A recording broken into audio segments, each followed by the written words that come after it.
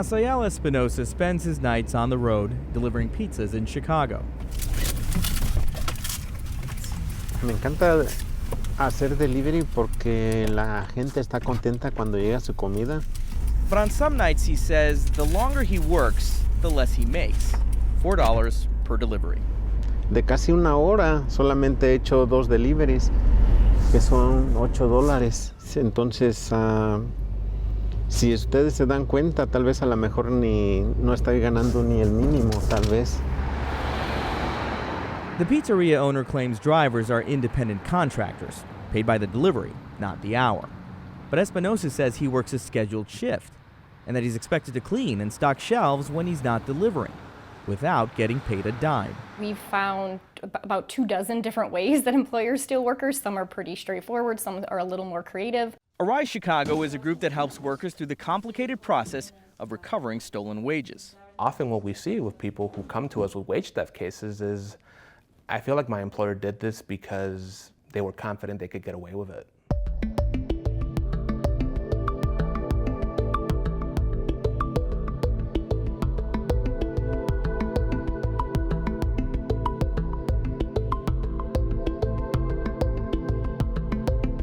A worker goes into that factory or goes into the restaurant, every day their tips are stolen, or every day they're not paid overtime. So it adds up and up and up and over time till it becomes billions of dollars.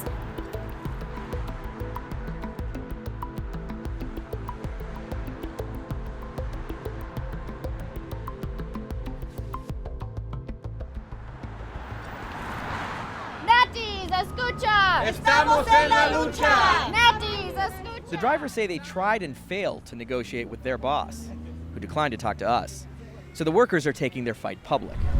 The point of today's gathering is really to announce that they're filing a lawsuit to try and get those wages for their workers, but also to give the owner of the pizza shop an opportunity to come to the table and try and sidestep this so that there isn't a court case that goes forward. Weeks after the protest, the owner filed a motion to dismiss that lawsuit. Whether it's a court battle or a complaint at the state or federal level, the process can be excruciatingly slow.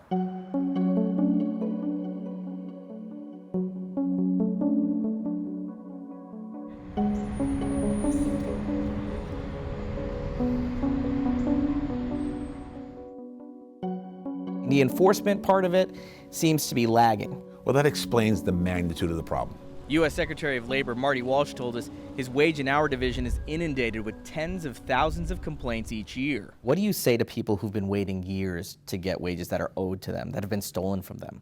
I would just say hang in there. I mean, our job is to do as quickly as we can to recoup the wages and the money that you're owed, and we're going to continue to fight for you every single day. You know, I'll apologize for the longevity of a case. In California, for a decision on a claim, workers wait longer than in any other state we looked at, a median of 439 days. And more than half of those who were found to be owed money never got paid. So, one California county is chopping that wait, forcing restaurant owners who've stolen wages to pay up or shut down.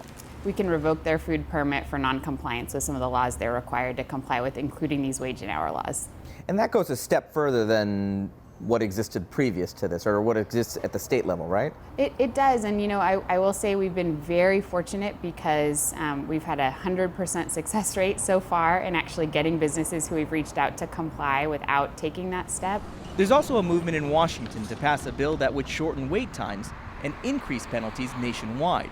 Why do you think there's been a lack of consequences, of accountability for so long? I think it's the lobby of the business lobby. Lobbyists who oppose changing federal wage theft law argue it would hurt businesses and benefit trial lawyers more than employees. We have to extract serious penalties if they are stealing money that is legally owed to a worker.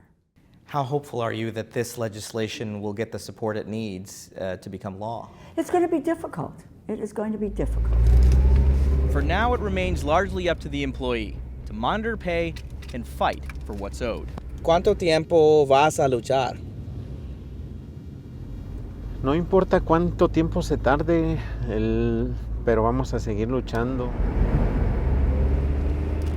Based on the amount of money owed, if wage theft were treated the same way as other forms of theft, tens of thousands of the cases we analyzed could have been charged as felonies, which might have led to hefty fines or even prison time.